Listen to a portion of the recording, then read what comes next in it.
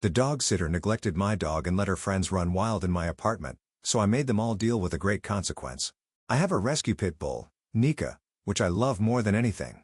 Ever since I brought her home, she has changed my life. She had even made my stress levels go way down and lowered my anxiety to the point where I no longer get weekly panic attacks. Because of this, I treat my pitty like a princess.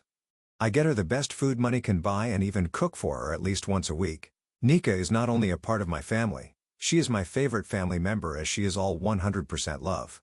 Last week, I had to take an overnight business trip, which I hated. Usually, one of my close friends would watch Nika, so I would have a calm mind the whole trip.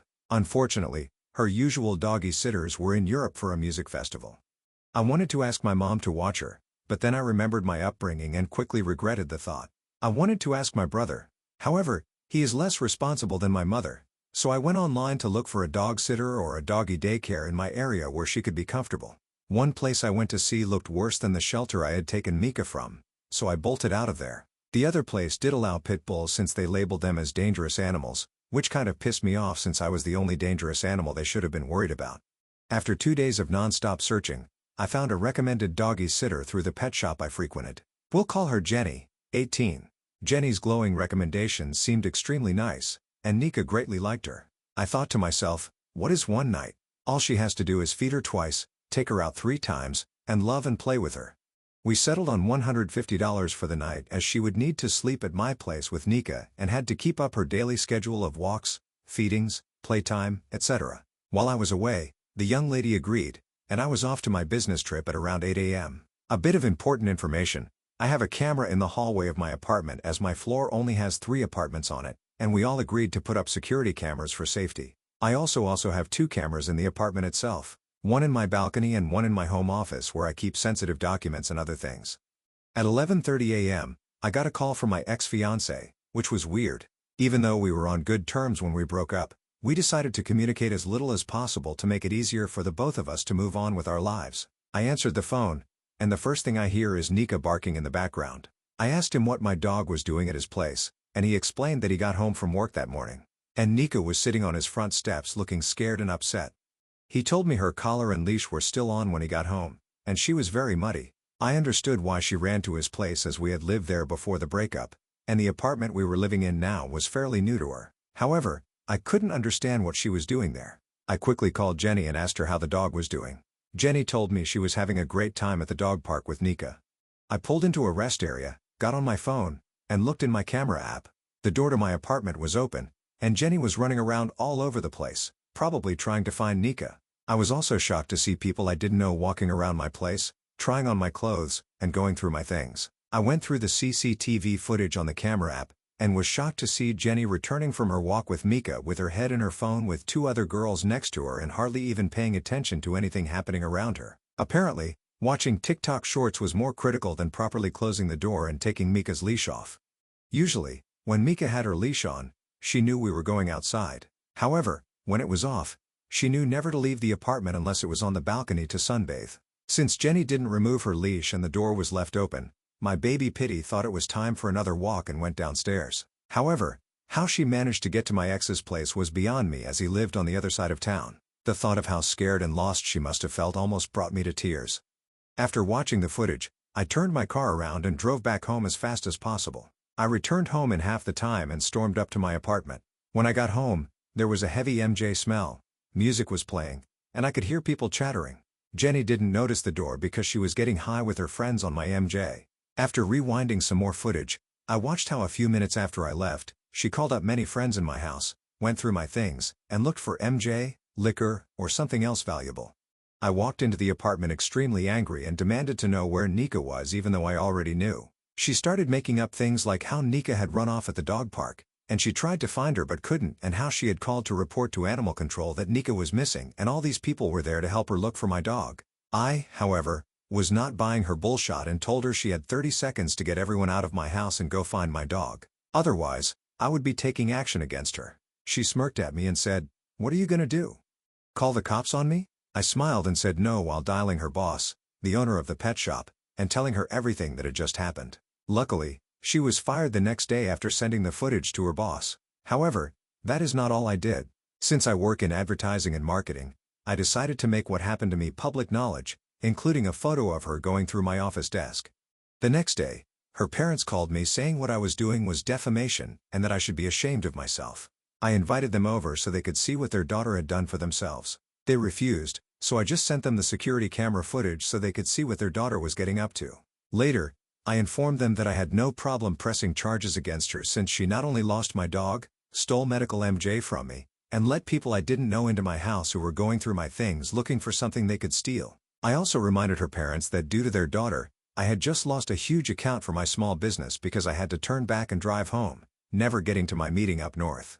After that, they quickly changed their tone and offered to pay me off to take down the post and pictures I already had circulating. I decided to take their money knowing that once something in online, it will be there forever whether I take it off the account or not. My post had already been reposted a few times by other dog owners and was already out in private forums and groups. Since this happened, I have been called an off for not letting a teenager have some fun and being told I went too far by posting what she did all over my city, mostly by internet trolls and kids around her age who feel like only their opinion matters.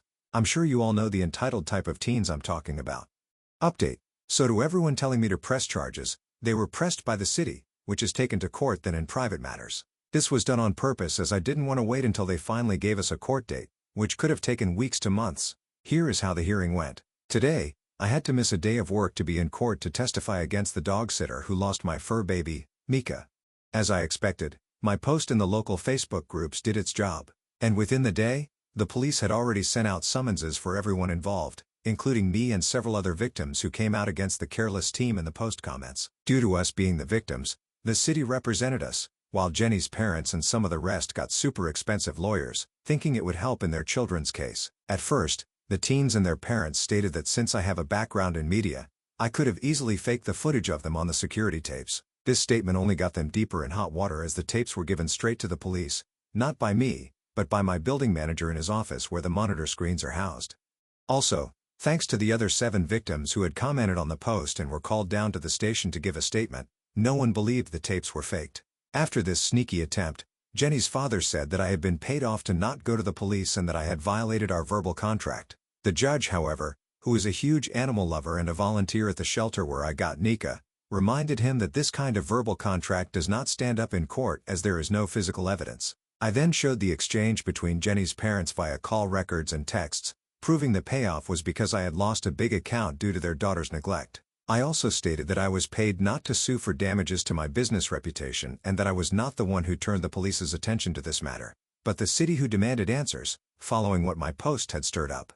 Since more victims came forward, this had become a city affair now. Therefore, there was no way for any of the teens' parents to arrange a settlement, and we all had to show up in court on a trail day where each teen was judged for their misconduct separately and according to their actions on the tape. The court, of course, started with Jenny, who was given 3 months home arrest, a $50,000 fine, returning/replacing any stolen items, 800 hours of community service, and probation. But that's not all. The court also added to her record that Jenny would not be permitted to work with animals or children in the future, which caused her to lose her teaching scholarship and any benefits that came with it. Last but not least, her license was taken away for driving under the influence of medical MJ that she had stolen from me. The rest of the teens were given similar sentences, all with probations that meant that the smallest trouble they caused could put them in jail for a minimum of 6 months depending on the crime.